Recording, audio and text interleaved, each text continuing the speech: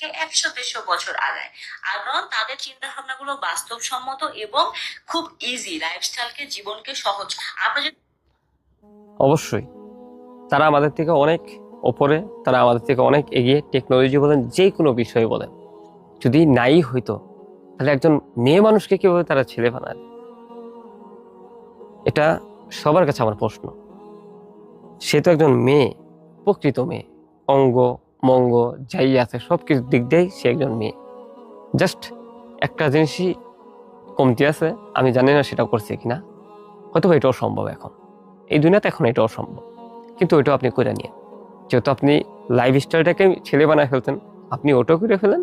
আর সবচেয়ে বড় যে জিনিসটা, সেটা হচ্ছে আল্লাহ যেন আপনাকে সন্তান, মানে সন্তান দেওয়ার যে ক্ষমতাটা আর কি, সেটাও যেন আপনাকে দেয়। দোয়া করি আল্লাহর কাছে, মনে পড়ে।